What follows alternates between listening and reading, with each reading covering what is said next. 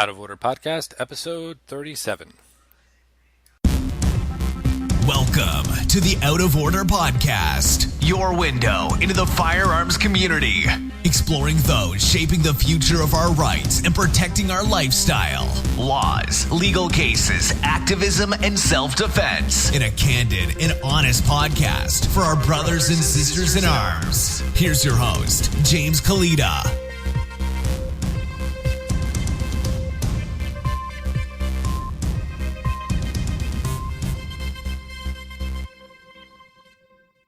Thanks for tuning in to the Out of Order Gun Rights Podcast. This is episode 37, and today we have an episode I appeared in Riding Shotgun with Charlie. Probably remember a few weeks ago, I posted my interview of Charlie Cook, host of Riding Shotgun with Charlie. On that same day, he did an interview with me, and I'd like to share that episode with you. Before I bring that on, I wanted to remind you guys about nagyourrep.com. It's a free guide I've put together for you guys to help you contact your representatives automatically and on a schedule. So we all know how important it is to stay in contact with our representatives. This tool I've put together is free of charge, and it helps you stay in contact with your reps without having to manually message them, manually mail them. It's an automated system. You can set the dates that you want the messages to go out, and takes care of all the work for you. All right, now here's Charlie Cook with Riding Shotgun with Charlie. Shotgun with Charlie.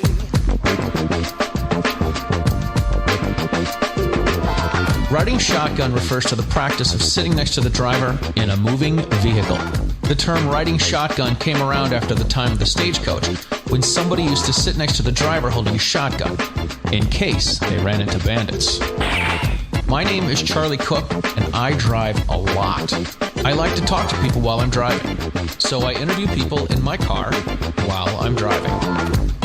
Welcome to Riding Shotgun with Charlie.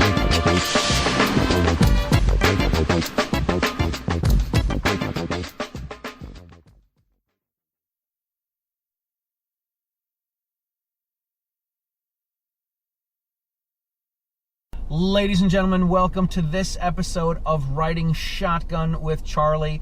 Today I have with me James Kalita from the Out of Order Podcast. James, thanks for coming on, man. Thank you. We are heading out from the Gun for Hire range. This is where we decided to meet because it's halfway between where you live and Massachusetts. Yep. Right. And we are going to go for a drive, and we're going to talk about you and how you got into all of this stuff, how you started podcasting. You said you've had some experience working for a distributor, a gun distributor, not Yes. not the illegal stuff. But first, we need to figure out how to get to where we're going. All right. So let's do that.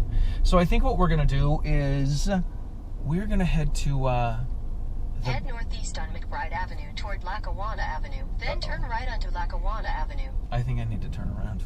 No, I think we want to go east unless it's telling us to do something else. Yeah, it tells us to get to somewhere else. But you know what? We're going to be fine. We're going to be fine. Yeah. Head southwest on McBride Avenue toward Ray Avenue. There we go. You're going to be a little bit of a co-pilot here. So. All right, sounds good. All right, so we're heading east. We're looking for 46 East. On Turn right onto the US 46 East. Yeah. Turn right onto 46 East. Now, see, I try to leave all this stuff in because I think it makes the sometimes make the show a little more interesting. Sure. Yeah. I've interviewed some people in Dallas, Texas, and I've never been in Dallas. So right. I'm like, hey man, Dealey Plaza is not too far. We're gonna go there. Yeah. Yep. So that was pretty cool.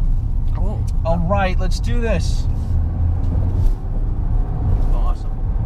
All right, so James, tell us about yourself, man. This is how I know you.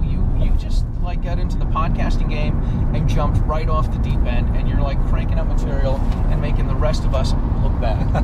That's what I know. All right. So 5 years. This will make that all better, right? So 5 years ago, I was testifying against new gun control laws in Trenton, New Jersey. Yeah. And they put 21 bills up. I gotta put my shades on. Don't take it the wrong way. All good. 21 bills up to be considered, and about 500 of us showed up to testify, and about 10 anti-gunners showed up to testify. Wow. So we're sitting there, we're all waiting our turn, and they gave the anti-gunners all the time in the world to talk. Right. Yeah. 2-minute rule, but nobody had the stopwatch going when they were speaking. Of course. Right? And then when all the pro-gunners get up to speak, they kept interrupting them. Yeah, 2 minutes. Right. Oh, you're not on the bill. That's not relevant to this. 21 bills, right? Wow. Anything you want to say about gun control, you could say, if it's 21 bills, and it's going to be relevant. Right. But they cut us off, and then Bastards. So my turn came up. Was the end of the day. I knew we all weren't going to get to speak because that'd be way too much time, and right. we had golf to play or something. So I get up there. He cuts me off, and he says, we're going back and forth. We're yelling. He's like, "You're out of order." I said, "No, you're out of order." And apparently, apparently that was a line from a movie that I never saw, and and then the state police escorted me out of the building. Wow, bastards! Yeah. All right, uno momento, por favor. Shotgun with Charlie. All right, so James, you were telling us that. Oops, there's directions. Oh, hey, yeah. we might need that. Yeah. Siri's coming along with us. Enjoy the ride, Siri. So you were telling us that you were one of the guys that testified. Yes. That got less than 2 minutes. Right. And they told you that you were out of order, which is how you get the Out of Order podcast. Yeah, Cool. yeah. That's pretty clever, man. Thank you. Yeah. I got teased a little bit for that nickname, so it was good. I liked it. But yeah, so it's after that, I was active in New Jersey Second Amendment Society for a while. Oh, cool. Did some volunteer work with them, and it's in the back of my mind. Like I got to write, I got to do a podcast, I got to do something. Yeah. Get the message out there, and I ended up sometime between that hearing and another hearing. I was arrested. I was about to testify. I think it was the following year at another gun control hearing. Wait, you were arrested? I was arrested, yeah. So What'd you do? Dude, I get all the people that have been arrested. I know. It's like a club. But dude, it is a cool club, man. I'll tell you. Right. It's expensive. It's really hard to get into, but let me tell you.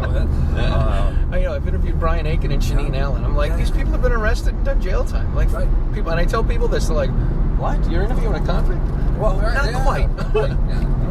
So, I just had this feeling, right? I'm living in Parsippany, New Jersey. I had this feeling. I'm like, it's one of these days. I'm so outspoken. I'm so vocal. They're just gonna come kick down my door and decide that my Mossberg 500 is an assault weapon, right? Wow. So I moved. I'm like, this is a solution. I'm like, I'm gonna move. And I think we're gonna bear to the right towards Route 3 East, which is right. Okay. 3 East. That's us. Oops, that's not this. So I moved to Pennsylvania, right over the river. Yeah. And I'm like, all right, at least here I'll have some time. Like, if they're going to arrest me, a little more to the left, not all the way to the right. Right there. Good. We have a lot of these here. I know, right? That's okay. I don't know where I'm going. Cool. So I move over there. I'll have a little bit of time. If they decide to arrest me, I'll have to go over there, or they'll have to extradite me or something. So sure enough, right before I'm supposed to testify at another gun control hearing, they issue a warrant for my arrest. Wow. State police, Pennsylvania State Police, show up outside my door, guns drawn. Whoa. And arrest me, keep me in jail for 8 days. And once the hearings are over, they let me out. And about a year later, charges are dropped. And, so it's... At that point, I was selling industrial dehumidifiers for a living, and that kind of messed that job up a little bit. Sure. So I waited about a year. I did a whopping 5 videos on my YouTube channel that year. Yeah. And I got a job working for a firearms distributor. Oh, very cool. Yeah. So I did that for 5 years. Did you guys get a discount? The margins are so ridiculously small. That sounds like a no. Yeah, that's a no. It was when I got there, they were like, we're working on 8% margins, and so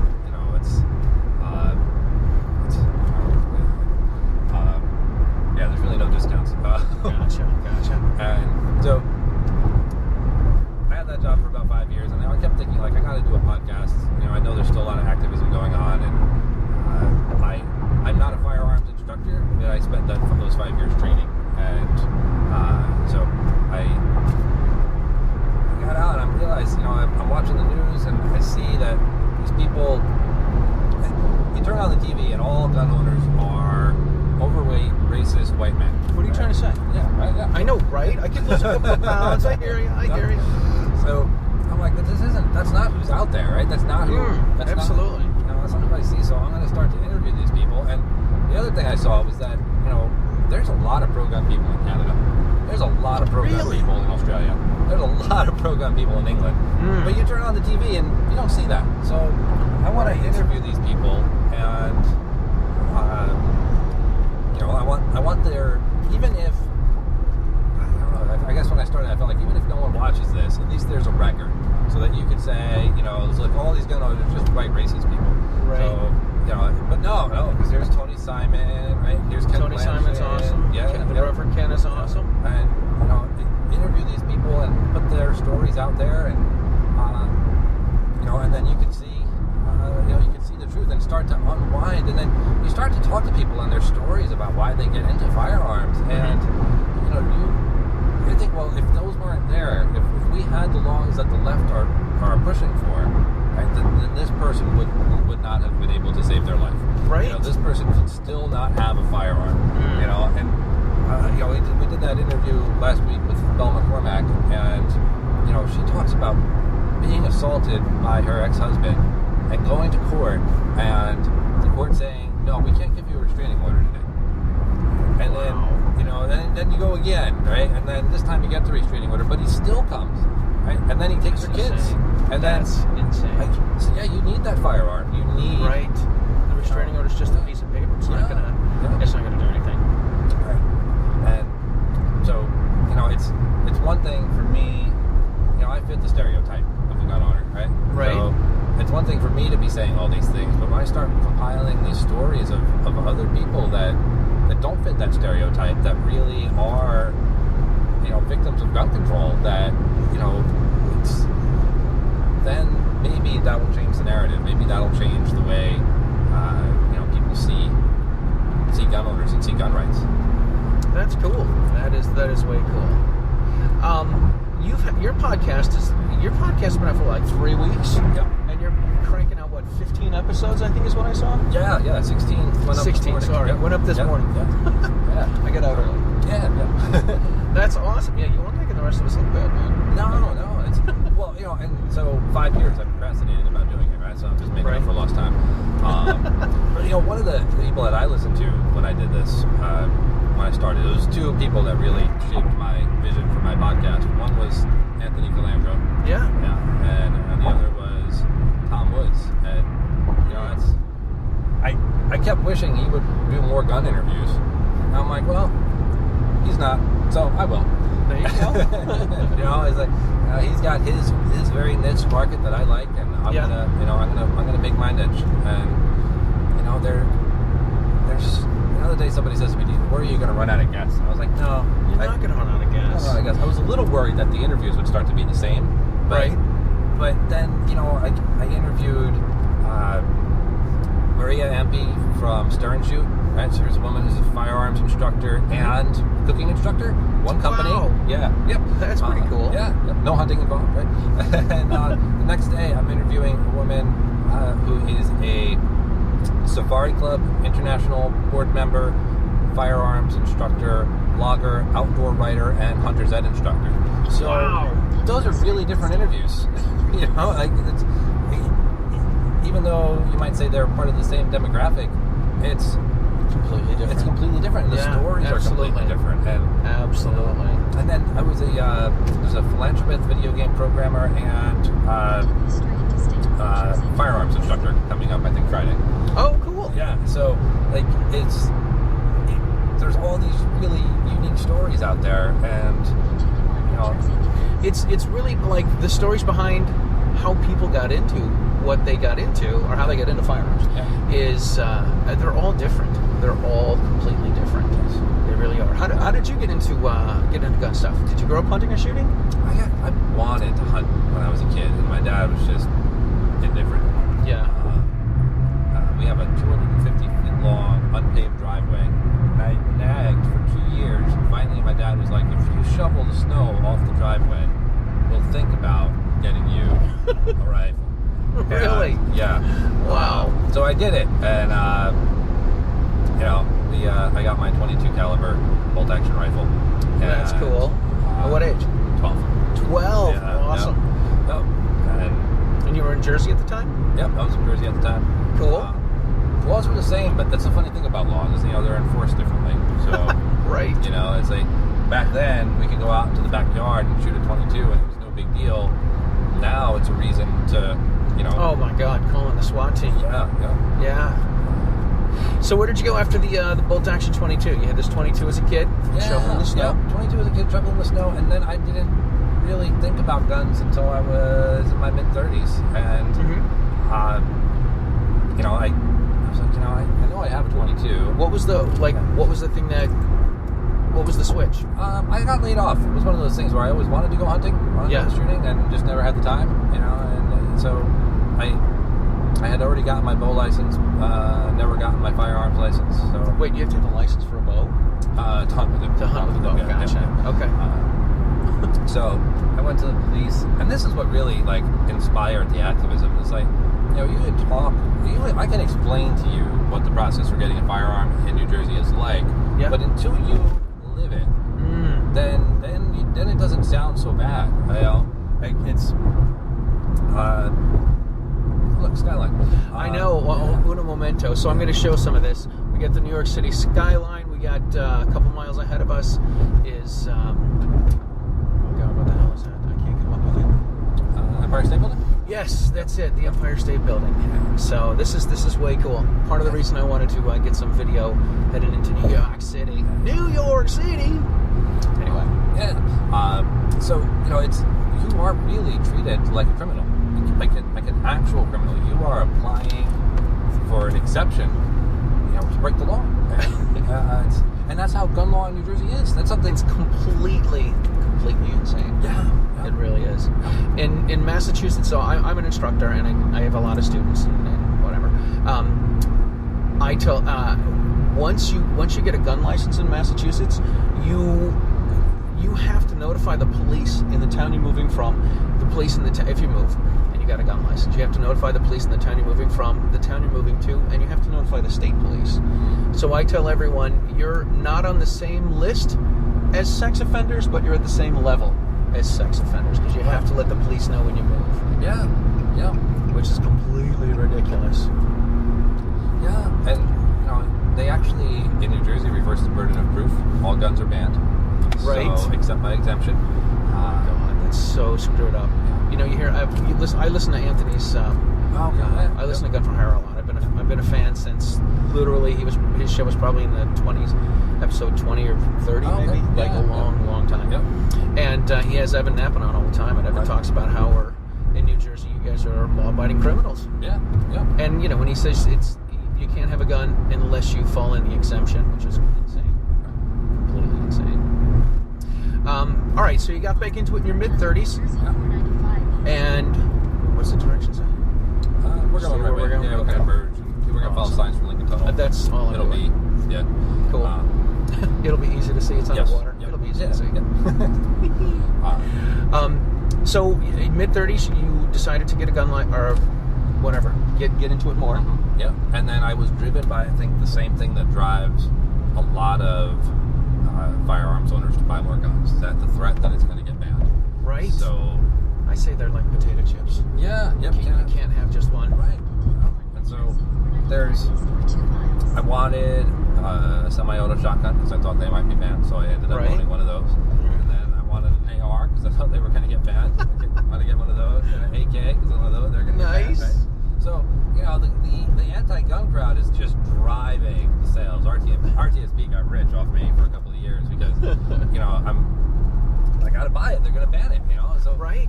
And then and then as I got more training, I started filtering a lot of that stuff out. There really is no proper use for a tourist judge. So, right. It looks nice. Right. It looks nice. Cool. Yeah, I guess you really could shoot clay birds with a handgun. Right.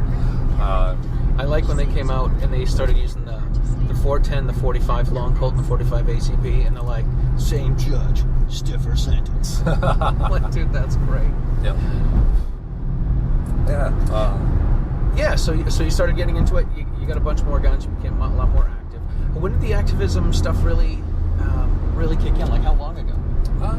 Like, you don't just go from, I've got a bolt action 22 to, testifying in front of the New Jersey State Senate. Yeah, that came when I went to buy my hunting shotgun. So, yeah. I think I went through this process, and I think this is the process a lot of gun owners go through. From, I own guns, and gun control's not that bad, to, oh my God, gun control really is that bad. Right. To, well, it's my fault because, I never gave any money to the NRA. So let me write a check and an email to the NRA. I'm sure they'll have this taken care of by lunch. Right. And then, when that doesn't work, you're like, well, I really should call my congressman. I should call my senator, because, obviously no one's told them that this is unconstitutional. Right. So I call them, I tell them, they roll their eyes, and, and then and then that's when the activism starts. That's when you find the other 5,000 people that have been shouting the same thing for the past 15, 20 years. And, right. And that's when you find out that the voting districts are rigged. That's when you find out that the voting machines, that they actually, we have a verified report of people going to vote and saying, if you're voting for the Republican, use that machine. If you're voting for the Democrat, use this machine. Yeah. Yep. And surprisingly, even though that was confirmed, we all know that's true, they didn't cancel the election. They didn't disregard the results. So, and so, yeah, it was... it was like the musicians say, it was a 10-year overnight success. So right. A 10-year overnight activism. And so, and then I don't think I was working at the time. Yeah, that's right, because I got laid off. You said you got laid off, yeah. So, all of a sudden I have this time. So I'm like, all right, so we start writing letters, start showing up at events, start going to meetings. And, and this is something that I think, when we're seeing a technology change, which is really going to help with this, I think. But we talk about infighting among 2A groups. Oh my gosh, and, I think what happens is, you have your $35 and you think you know what the solution is. You should do A, right? So you give your $25 to, ANJRPC or NJ2AS and say, you guys should do this. And then they don't do it. And then you get mad and you start to think that, the president of the organization is just driving around in limos doing cocaine with hookers and, and not leave that to the musicians. right. But you don't right, realize it. We're about to enter a Lincoln tunnel, so yes. Very cool stuff. All right. So hookers and cocaine. Hookers and cocaine. And you don't realize that you have a really cool idea, but there's 100 other people that have a really cool idea. Each one of them needs $25,000 in funding, and each of you gave $25. Right. So somebody gets to pick, and inevitably that leads to conflict. And so, and you need money and time. So for a while when I was with NJ2AS, I would try and find volunteers to do things, and well, you guys should be at gun shows. All right, well, we'll be at gun shows. Okay, we need volunteers to sit at the table at the gun show. Yeah, I can't make it. Right. Yeah. No. That I noticed that too. When I first got into gun stuff, I would volunteer my time to the state's pro gun organization, and I would sit at the sportsman shows and stuff, because I'm like, you know what, I got to do this. Like, it feels right for me to do this. And I was way early into gun stuff, but I'm like, this is cool stuff, and I think I like doing it, and I want to put some time in it. Someone needs to do it, and no, you don't have any volunteers. I got the time. I'll do it. So, right. Yeah, it's everyone wants to do something. Everyone wants something done, but no one wants to do anything. Right. Is what it comes down to. So, we're seeing technology change now where you can crowdfund things, and there's so much work that needs to be done. Like, I would just love it if every day, every Democrat politician in New Jersey woke up afraid to check their mail for what lawsuit was coming next. Right. And, like they get sued for just saying something wrong about the Second Amendment. And, it just, if they're like going into anxiety and they need medication and therapy because they just can't get out from underneath the weight of how many times they've been sued, that'd be wonderful. So anybody who likes that idea, take it, it's yours, run with it. And and ANJRP does a lot of stuff. NJ2AS does a lot of stuff that makes a lot of people mad, but I like it. And like all these different angles. but it's a fight, and it's a fight that I don't see. I don't, like, I used to look at it and be like, all right, there's hope. But now I'm like, there's no hope for New Jersey. Yeah, and then Right. it spreads. And so Yeah, it spreads fast. I'm from Massachusetts, and bad things are happening there all the time too. All the time, and they just keep getting worse and worse and worse. More restrictions, more registration, or legislation, more nonsense, more bans. Can't have this, can't have that, can't have this, can't have that. Right. You guys got that funny trigger. The 50-pound trigger. Yeah. Right, yeah, 10-pound trigger pull-on stuff.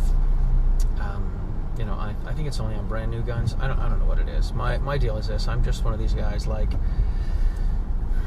if the trigger sucks on your gun, the trigger sucks on your gun. You know. Yeah.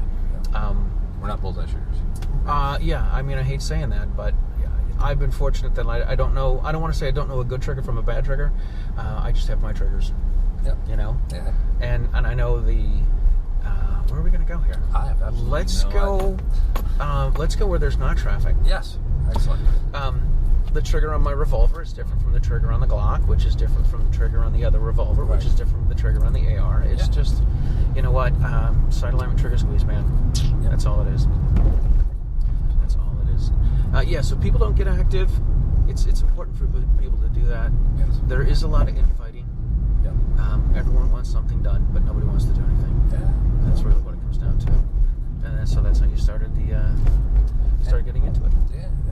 And then you run into the issues with, guns are really are my issue. There's other issues people have too, and it comes down to making a choice. Like, if you're in a union, right?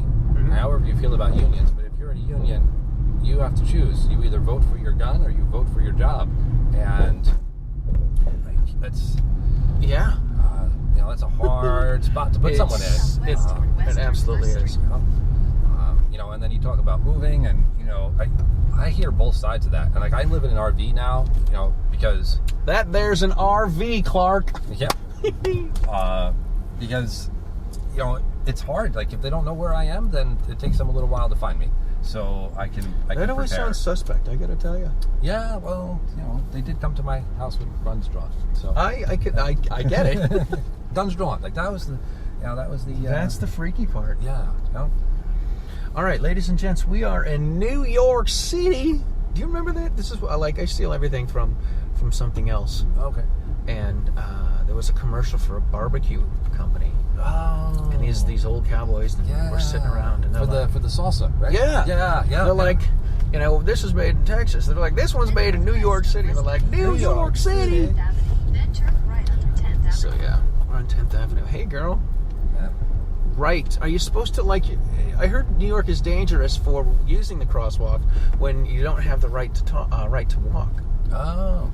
So I don't know. New York's just dangerous. You can't be It's armed. just so it's dangerous. Well, I know. I have my tactical pen. Okay. My Smith & Wesson tactical pen, so I can write my way out of situations. And I may have brought a little pepper spray. Oh, yeah. If that's for, what does Anthony say? You put it on your hot dog as a spice when you're done? There you go. Yep. That's the game plan. Cool, man. So, what else can we talk about? You got your podcast going, which is awesome. Is that the picture that you have on your podcast artwork? Is that you? That's me. That's me getting thrown out of train. Oh, that's what that is. Yep. Like, why is this guy got a picture of a bunch of cops? Right. Yeah. And it's funny you mentioned your tactical pen, right? So the cop walks up to me. I'm holding a tactical pen, and the first thing he does is puts his hand on top of my hand with the pen. And whoa! I'm like, oh, you've been paying attention. So, I made a joke about taking my First Amendment rights too, and he laughed, and I laughed. And, he laughed. I laughed. He laughed, and then he slapped the cuffs on me. Right? Yeah. Oh my gosh! So look at this over here. I don't know if you can see this. We have New York's finest. We have a guy riding a horse. Right? Yeah.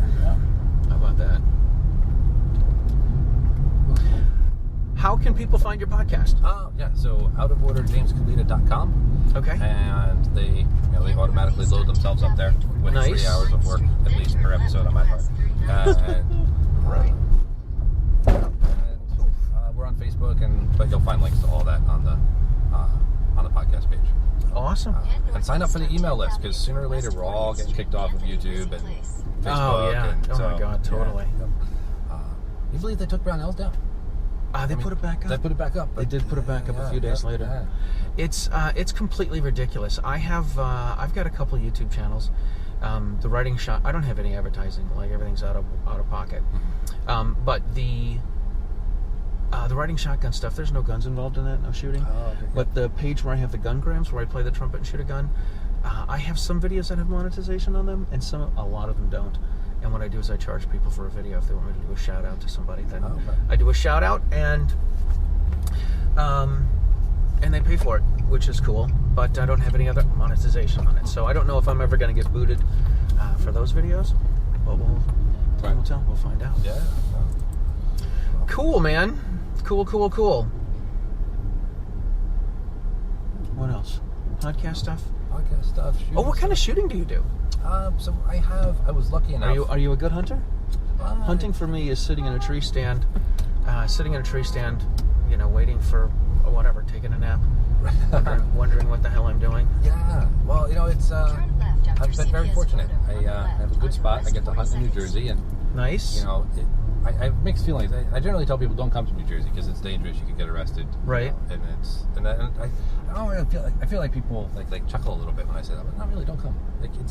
Like don't Really don't don't come. give their tax money to this place. Don't pay your gas tax. Don't pay. You think about how many people have driven through here. Like when Shanine Allen, when the Attorney General reset the guidelines, they said this affected 100 cases. So you figure, that's 100 people. And how long does it take for a case to go through? Forever. 2 years, 3 years, right? Yeah, no kidding. 50 people a year are arrested in this state for just having a gun. And so, it's... Don't come. Especially, it's not too late. If you've taken a job and you're coming here, you're moving here. No, that's not Lincoln Tunnel. This is Lincoln Tunnel. There we go.